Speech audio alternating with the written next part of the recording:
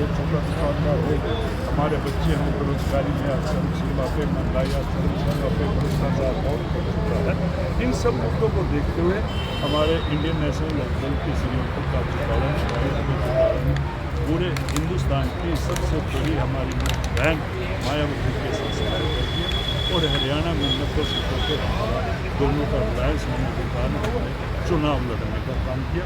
उन्होंने घोषणा पत्र बनाया जो पूरे हिंदुस्तान में हरियाणा का ये घोषणा पत्र जो अभय सिंह चौटाला जी ने, श्री ओम प्रकाश चौटाला जी ने और बहन मायावती जी ने, भाई अनंत प्रकाश जी ने जो आया है, एक सभी को सोचने का और हर को दिल में लुभाने का नहीं, दिल में बसने का चुनाव घोषणा पत्र है। जिस तरह हमारे बुजुर्गों को 7500 रुपये प्रति माह पेंशन देने का काम किया, इसी तरह जो आज 10 साल से बेरोजगार ठगा महसूस कर रहा है, इस हिंदुस्तान के प्रधानमंत्री ने कहा था 2 करोड़ नौकरी देने का काम करूँगा, तो भाई अभय सिंह चौटाला ने और बहन मायावती जी ने कहा कि हर घर से एक बच्चे को सरकारी नौकरी दी जाएगी और कोई भी किसी कारण से कोई बच्चा रह गया उसको प्रतिमाह 21,000 प्रतिमाह देने का काम करेंगे। इसी तरह महंगाई, इन्होंने कहा ना गैस सिलेंडर हम सस्ते देंगे, परंतु हरियाणा की सरकार इंडियन नेशनल लोकदल की और बहुजन समाज पार्टी की सरकार आई थी, इन्होंने कहा कि हर घर में 1 तारीख को 1 सिलेंडर गैस का सिलेंडर भरा हुआ खरीद देने का काम करेंगे। उसके साथ उस बहन को, उस माता को जो घर की मुख्य है, उनको 1100 रुपये रसोई का खर्चा देने का काम करेंगे। और उस कड़ी में सबसे आज बड़ी समस्या बिजली की, जो हमारे घरों के पास मीटर तो लगा दिए परंतु उनमें लाइट नहीं है, और लाइट है तो वो दिन में धूप में भी चलते हैं। तो अभय सिंह चौटाला ने और बहन मायावती जी ने कहा कि हर घर को जो कल 2 किलोवाट तक लोड है उनको खरीद देने का काम करेंगे। और चौधरी देवीलाल आवास योजना के तरह गरीबी रेखा के कार्ड बनेंगे और उनमें 100 गज का 2 कमरे, एक रसोई और लैट्रिन बाथरूम बनाने का काम करेंगे। और हर प्रॉपर्टी आईडी, चाहे फैमिली आईडी, आज घर का एक सदस्य सेक्रेटरी में खड़ा रहता है, उसको दूर करने के लिए इन्होंने एक ही बात रखी कि सभी आईडी, सभी प्रॉपर्टी आईडी हो, चाहे फैमिली आईडी हो, किसी प्रकार की भी हो, सबको बंद किया जाएगा। और एक आधार कार्ड पर जिस तरह पहले काम चलते थे, उन्हीं आधार कार्ड पे काम चलने का काम करेंगे।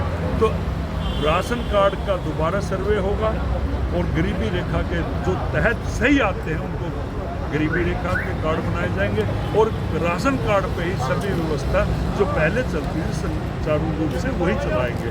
इसी तरह नगर पालिका में आपने, हमारा पानीपत नगर निगम में इतना भ्रष्टाचार है पूरे हिंदुस्तान में नंबर 1 पे, तो उन्होंने कहा कि हम जांच करेंगे और प्रॉपर्टी आईडी हो, फैमिली आईडी हो, 100 गज के जो भी हाउस टैक्स है उनको पहले जो चौधरी देवीलाल जी का, चौधरी ओम प्रकाश चौटाला का 2004 से पहले कोई भी हाउस टैक्स नहीं था, उसी तरह इन हाउस टैक्स को बंद किया जाएगा। चाहे टोल टैक्स हो, ये आपको याद भी होगा, पहले हमारे पर साइकिल टैक्स, टोकन टैक्स, घर का टैक्स, बुग्गी का टैक्स, कृषि पे टैक्स जो चौधरी देवीलाल जी ने हटाने का काम किया था। अब भाई अभय सिंह चौटाला ने और मायावती जी ने कहा कि हरियाणा के अंदर जितने भी टोल लगे उनको भी समाप्त किया जाएगा। तो ऐसे बहुत सारी योजनाएं जो आम जनता के बीच में, हमारी तो जनता से एक अपील है कि सब मिलकर पूरे हरियाणा में अभय सिंह चौटाला जी के जो हरियाणा के मुख्यमंत्री बने और हिंदुस्तान में मायावती को प्रधानमंत्री का जो सपना लिया, आप जनता हमारे को विश्वास है पूरा करेंगे। और हर वर्ग आज देख रहा है कि हरियाणा के अंदर इंडियन नेशनल लोकदल की और बहुजन समाज पार्टी की सरकार बन रही है। और हमारे साथ हमारे स्टेट के बहुजन समाज पार्टी के सेक्रेटरी हैं अपना सरदार सुमेर सिंह जी, वो भी आपके बीच में आए हैं, उनसे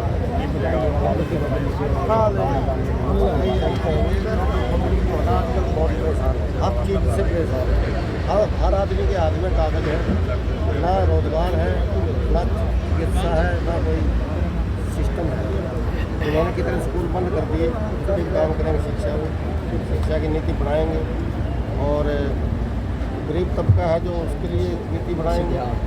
जो भी कार्य अधूरे पड़े हैं इस सरकार ने 10 साल में कुछ नहीं किया। अगर आप गांव में जाके बात करेंगे ना, तो BPL जिनके हैं एक भी मकान 10 साल में इस सरकार ने गरीब आदमी को दिया नहीं है, ये हकीकत है। जितने मकान बारिश में गिरे उनको कोई सहायता नहीं मिली आज तक भी। हर लोग जो है ना कागज उठाए तो हम जो है ना ये जो ज़मीनी स्तर पे हम काम करेंगे और पूरे देश के अंदर एक बदलाव लाके और अपनी सरकार बनाएंगे। ठीक है। जय भारत।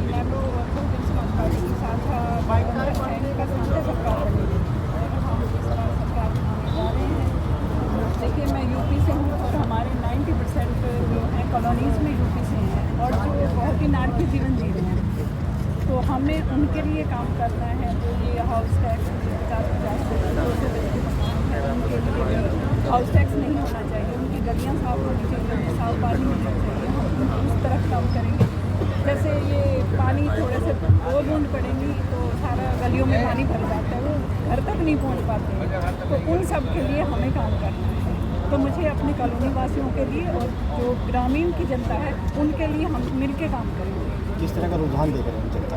रुझान तो आप देख लो जी, रुझान है। मेरा परिवार है पानीपत ग्रामीण, तो मेरा परिवार है, कॉलोनियों में मेरा घर है और गांव में मेरा ससुराल है।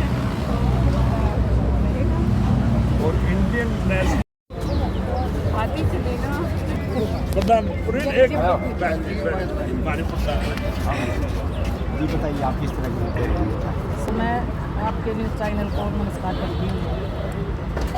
आप ये देखिए कॉलोनियों में लोगों का हाल क्या है। हमारे से आप भी पत्रकार हो, जगह जगह घूमते हो, महिला कहाँ सुरक्षित है? सबसे पहले तो हम महिला की आवाज़ उठाएंगे, क्योंकि महिला कहीं भी सुरक्षित नहीं है। दिल्ली देखो, यूपी देखो, बिहार, कहीं भी देखो, आपके सामने कितने केस होते हैं। अब महिला को कहीं भी सुरक्षित नहीं है। ये बीजेपी सरकार ने पानीपत से ही मोदी ने ये नारा दिया था, बेटी बचाओ बेटी पढ़ाओ। और हमारे अब एक चौटाला जी और बहन मायावती जी आएंगी तो वो लोगों के बारे में धरातल से सोचेंगी, ऊपर से नहीं सोचेंगी, धरातल से। और दूसरी बात, क्योंकि मैं गांव में फील्ड में महिला के पास जाती हूँ, आंखों में आंसू आते हैं। बिजली का बिल इतना है, वो बच्चों की फीस भरे या बिजली के बिल दें, इतना बिल है। ब्याज पे उठा उठा के ग्रामीण तबका तब बिजली का बिल भर रहा है। और चौधरी ओम प्रकाश चौटाला जी के राज में लोग खेतों में चले जाते थे, बिजली का बटन नीचे रहता था, तब भी 100-200 रुपए से आगे बिल नहीं आता था।